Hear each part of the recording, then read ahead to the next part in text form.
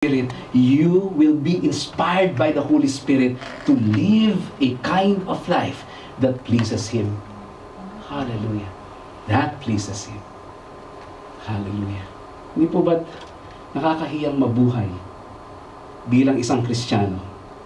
Nakakahiyang mabuhay nang hindi po tayo nabubuhay sa mananampalataya, sa pananampalataya. Kanino nakakahiya? Nakakahiya sa Panginoon, una sa lahat. Hindi na lang sa kapwa-tao eh. Amen?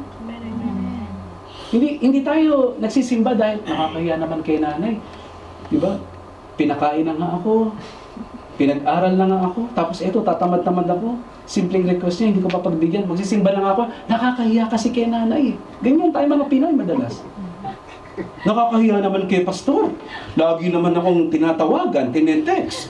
At talaga naman kung magturo, talaga naman pinapawisan. Ano? At saka talagang nag-aaral yun. Nakakahiya naman kung hindi tayo pupunta at a-attend. Ang naging basihan ng ating buhay pasasalamat ay mga tao. Hindi ganon, mga kapatid. Is that an amen? Amen. Hindi dahil sa asawa mo, hindi dahil sa nakakahiya sa mga tao, hindi dahil sa nahihiya ka na rin sa balat mo, na nandito lang wala akong ginagawa. Ay nako, makalabas na. Saan kayo makapunta? Alam ko na, magsisimba ako. Bakit? For a change.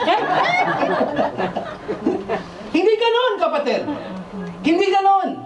Hallelujah. We live lives that are pleasing to God. Kaya tayo binago ng Diyos. Kaya tayo binigyan ng bagong puso at bagong espiritu. Kaya niya tayo tinubos sa ating mga kasalanan at pinuspos ng Santong Espiritu upang tayo ay tumingin lamang kay Kristo at mabuhay sa Kanya. Amen! Amen. Ayan. We take a look at the past. Look at the good things that Jesus Christ had done for us. Look at His goodness. Remember His mercy, His compassion. Hallelujah. Oh, how He loves you and me. Hallelujah. Look at all of the things. Look at what the Lord has done in my life. Hallelujah. That will motivate you to praise Him, to give Him thanks. Praise God. Pangalawa, let's continue to look at what Christ is doing right here in the present. Dahil ang ating Panginoon, mabuting Diyos, at siya kapag gumawa, ito'y mabuti. At ang sabi na nga natin, God is good. Ang response naman, all the time, and all the time. Alam na natin yung kabisado na natin. Sa bawat concert yata, sa bawat praise and worship, naging cliche na, mga kapatid. But Jesus Christ, my brothers and sisters, does not stop doing us good. He will not stop doing us good. That is part of God's covenant for us, mga kapatid. Ang sabi po ng salita ng Diyos, Colossians chapter 3, verse 1. This is what He's doing presently. Bible says, if then you have been raised with Christ, seek the things that are above, where Christ is, seated at the right hand of God. Verse 2, set your minds on things that are above, not on things that are on earth.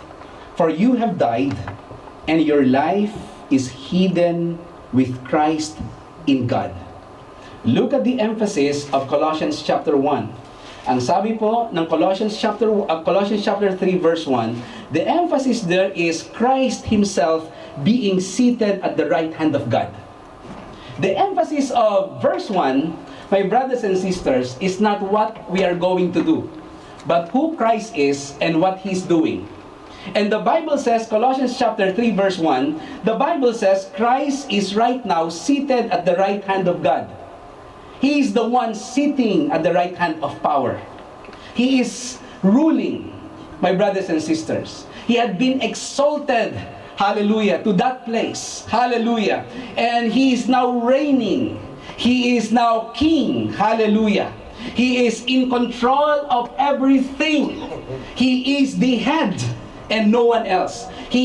Christ is preeminent. He is over and above all things. Hallelujah. He is seated there above. He is the Lord. And being the Lord, being the King, being the head, my brothers and sisters, ano ang ginagawa ni Kristo ngayon? Ang ginagawa niya ngayon, presently, He is directing your life and my life. My sheep hears my voice. Through His Word, through His Spirit, through His providence, my brothers and sisters, Christ is exercising His sovereign control and absolute rulership over our lives. Kinakausap niya tayo. He is leading us by the Holy Spirit. That is what Christ is doing right now. Secondly, not only that He is leading us, He is praying for us, interceding for us. Yun ang sabi ng Hebrews chapter 7.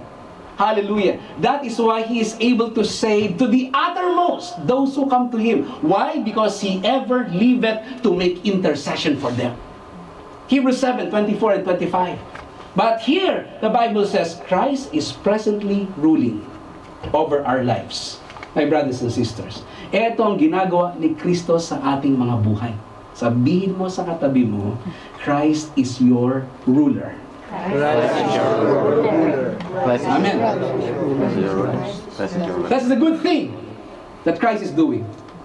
Biro niyo kapatid, kung hindi maghahari si Kristo, kung hindi ang Diyos ang hawak ng buhay mo, sino ang hawak niyan? Kapatid. If God will leave to us the responsibility of controlling our lives, we will end up in chaos, in confusion. The Bible says, Colossians chapter 1 verse 16, all things are being held up by Christ. All things consist in Him.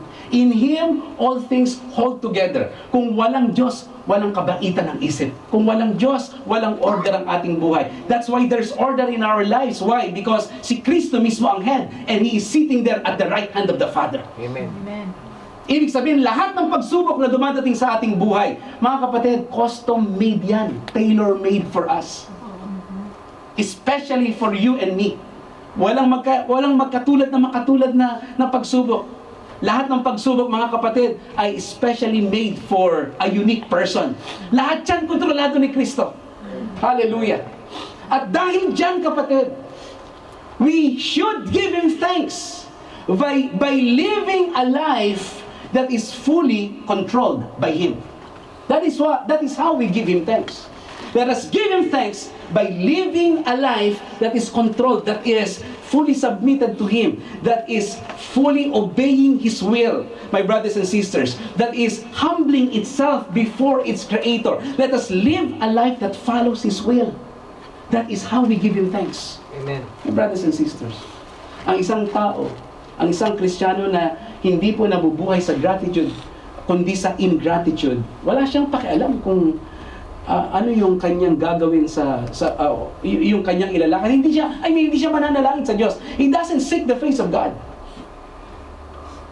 Magpapatuloy siya sa buhay, mga kapatid, pero he's not concerned if this is God's will or not His will.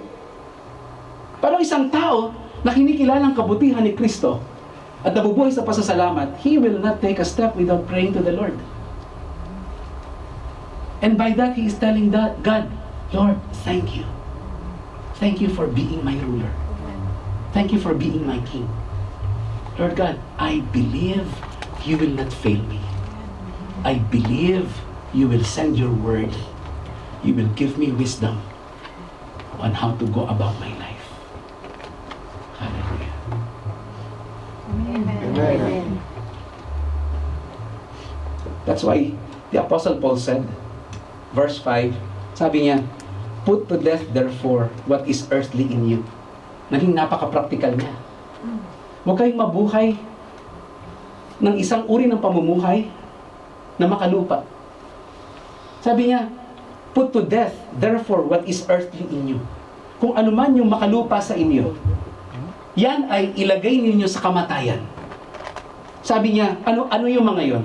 Sexual immorality, impurity, passion, evil desire, and covetousness. Look at the very specific sins na sinabi na Apostle Paul. At ang sabi niya, which is idolatry. Look at that. Yan ay pagsamba sa Diyos-Diyosan.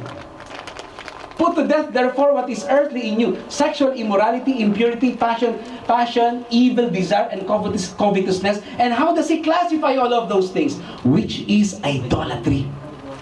Samantalang si Kristo ang Panginoon ng mga Panginoon, hari ng mga hari, hallelujah, we must, submit ourselves to Him. We must not submit ourselves to our earthly passion. And that is considered idolatry. Pagsamba sa Diyos-Diyosan. The highest form of idolatry is when the self becomes our God. Yung sarili mo. Kasi naman itong Diyos ng sanlibutan na ito lahat na lang siya may kasalanan. Si Satanas kasi ang Diyos ng sanlibutan na. Nakikita niya si Satanas bilang Diyos ng sanlibutan. Pero hindi niya nakikita yung kanyang sarili bilang Diyos-Diyosan. Kaya ang sabi ni Apostle Paul, if you want to live a life that is abounding in thanksgiving, you must put to death, therefore, what is earthly. Sexual immorality, all forms of illicit sex, premarital sex, adultery, fornication, sex within the family, how do you call that? Incest, bestiality, homosexuality. Let us put aside all of those things. Put to death all of those things by the power of the Holy Spirit. Because this is idolatry. Ang sabi niya, on account of this, the wrath of God is coming. Sabi niya, in this, you too once walked when you were living in them. Ito pong evil desire, ito pong covetousness, itong passion and evil desire, pareho lamang na salita yung ginamit dyan, but it pertains to sexual sins. One is more leaning on the physical side. The other, evil desire, is the mental side of the sin. Yung covetousness, mga kapatid, this is very dangerous. It's a combination of envy and jealousy. You want more. You're not contented with what you have. You want more and more. And you see a person being blessed with such property or with such possession, nagagalit ka sa kanya. Bakit? Dahil wala sa iyo yung pag-aari niya. At ang isang taong covetous, mga kapatid, envious and jealous, ang nais niya mapahamak yung tao na yun. Ang nais niya, ang tao na yun, ang kapahamakan ng tao na yan ay kaligayahan niya. Which is dangerous. The Bible says, you're of your father the devil. He was a murderer from the beginning. Mga kapatid, kaya pinatay ni Cain si Abel because of jealousy. Mga kapatid, put to death. Put to death. Kung hindi natin put to death ang mga yan, yan ang magiging sanhi ng paglakad natin sa kamatayan. You want to thank God? You want to live a life abounding in thanksgiving? Put to death. Put to death. Continue to turn away from that self-walk, from those selfish desires. And then he continues in verse 9. But now, you must put them all away. What else? Anger. Yung ating mga nagbabagang mga damdamin. Anger. Wrath. Yung mga explosive emotions natin. Yung mga pagsabog ng mga bulkan. Wrath. Amen? Kaya ang ibig sabihin po ng meek ay hindi tahimik. Kasi hindi lahat ng tahimik, meek. Amen. Bigla na lang sasabog yan. If the Holy Spirit is not in control. Alright? Put away anger, wrath, ano pa? Malice. Ito yung mga masasamang kaisipan patungkol sa iyong kapwa-tao. And it's very much related to the next word, slander. You destroy a person. You destroy a person by telling lies. At sometimes, totoo yung sinasabi mo, but your motive is to destroy a person. Amen. Put away all of those things. And then, an obscene talk from your mouth. Whatever evil talk is coming out from your mouth. that comes from your heart. We must put away all of these things. Lord God in heaven, purify my heart. Lord, sanctify my heart. Lord God, examine me, Lord God. Reveal to me, Lord, ano ba yung mga bagay na dapat kong isuko sa iyo, Panginoon. Yung mga bagay na merong mixture sa aking puso. Help me, Lord God, to surrender to you any mixture in my heart. Ang kaaway na si Satanas, hahayaan kanya na maging 99% ang commitment mo kay Kristo. Basta yung 1% sa kanya. Kasi kapag nadumihan niya na yon, yung buong bunch ng tomato pwedeng mabulok. Amen. Kaya ang sabi ni Lord, that we must love the Lord our God with what? All of our hearts, all of our soul, all of our minds, all of our strength. Ay, ganun ba, Pastor? Bakit? Ano ba ang theological difference? Napunta sa theology. Ano ba ang theological difference ng heart, soul, mind, and strength? Nag-concentrate doon sa mind, whole, soul, heart, and strength. Nawala yung attention niya sa all. Kaya hindi niya naalaman kung ano yung application, yung buong pagkatao. All. Sabi mo sa katabi mo, lahat. Isa pa, lahat. Anong ibig sabihin ng lahat? Hindi lahat. Di ba, kapatid? Put away. Put away. Do not lie to one another. Huwag tayo magsinungalingan sa bawat isa, seeing that you have put off the old self with its practices and have put on the new self, which is being renewed in knowledge after the image of its creator. Verse 12, look at this. Not only that you must put off, put on. Sabi niya, put on then as God's chosen ones. Mga pinili ng Diyos, ginawa ng Diyos ng kabutihan, at tinatapos niya ang kanyang gawa ng kabutihan sa inyo. As God's chosen ones, holy and beloved, put on what? Compassionate hearts. Mga maawaing puso. Compassionate. Amen? Kindness. Puso ang pinag-usapan, hindi mukha. Kasi minsan, yung mukha lang ang compassionate sa akin. Kawawa ko naman, ano? Talagang awang-awa ko sa iyo. Totoo yan. Diba? Hearts ang pinag-usapan. Amen? Amen. I really feel sorry for you. Puso ang pinag-usapan dito. Put on compassionate hearts. Ibig sabihin, isuot mo si Kristo. You commune with Him so that His life will flow, hallelujah, into our hearts that we might be like Him. Mga kapatid, amen? Amen. Kaya kahit mukha kang mabangis, kapag ikaw ay nagsalita, abay, kamukha pala siya ni Kristo. Akala ko, ang tapang-tapang niya. Ang bait-bait pala niya. Maniwala ka. Amen. Oo. Isa namang wala kay Kristo. Akala ko, ang bait-bait niya. Grabe pala. Kaya hindi mo makakuha sa mukha-mukha yan eh. Amen? Amen. Oh. Amen. Masabi ng salita ng Diyos, compassionate hearts, kindness. Ano ba yung kindness? Kabutihang loob. It is the kind of kindness that does good works. Nakikita mo nagugutom, alika rito brother, pagpe-pray kita, mabusog ka sa akin. Nagbusog nga sa hangin. mas malala pa tuloy. Kindness. Oh, di ba? Oh. Sabi nga, pag nauuhaw, painumin, walang lason. Kapag nagugutom, pakainin, walang lason. Diba? Oh, kindness, humility, pagpapakumbaba, meekness. Alam niyo ba kung ano ibig sabihin ng meekness dito?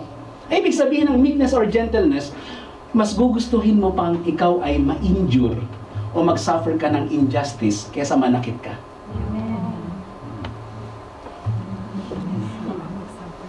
Wala. Tayo, hindi. Hindi sa akin pwede yan, pare.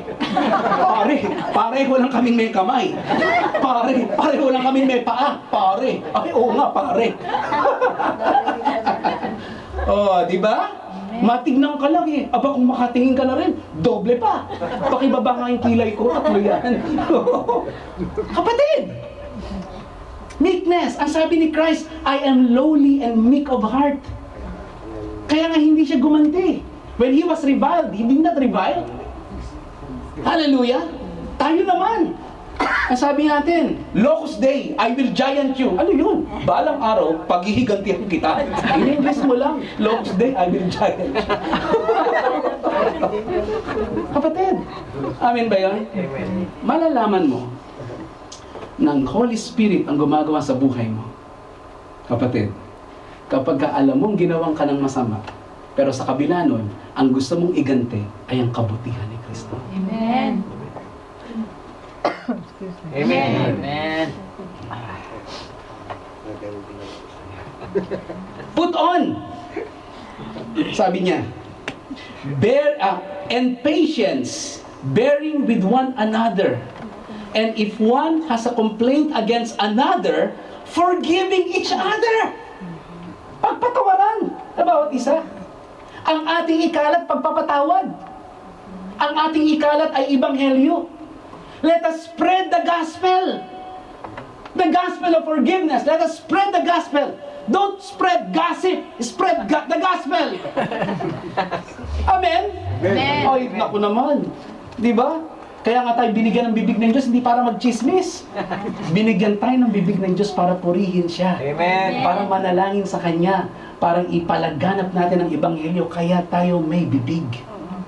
Sabi nga ng isang mangaral na pakinggan ko, magkaiba ang bibig sa bunganga. Tingnan nyo. Ha? Sabi niya pa. Tingnan nyo. Bibig. Bibig. Oh. Bunganga. Bunganga. Pastor, alam mo kung sino ka? Salamat sa iyo. Oh. Magkaiba. Di ba? Oh, mga kapatid. Meekness and patience, bearing with one another. And if one has a complaint against another, forgiving each other. As the Lord has forgiven you, so you must also forgive. And above all of this, put on love, which binds everything together in perfect harmony. Pagharian kayo ng pag-ibig. Yun ang ibig sabihin ni Apostle Paul. The rulership of Christ is in view. Kung talagang hari niyo si Kristo, and you want to please Him, pagariin niyo siya sa inyong practical na buhay, ipakilala niyo si Kristo. Pagariin niyo ang pag-ibig. Amen. And let the peace of Christ, once again that word, and let the peace of Christ rule in your hearts, to which indeed you were called in one body, and be thankful. In other words, be filled by the Holy Spirit. Walk in the Spirit. Live in the Spirit. My brothers and sisters, continue to look at the things that Christ is doing, the good things that Christ is doing right now. He's ruling. He's praying for you. He's reigning. And the way to give Him thanks is to submit to His will. Hallelujah. To show love, to show Him, to demonstrate who Christ is. The fruit of the Holy Spirit. Not the works of the flesh, but the fruit of the Holy Spirit. Lastly, my brothers and sisters, last one. Colossians chapter 3 verse 4 tells us, when Christ, who is your life, appears, then you will also appear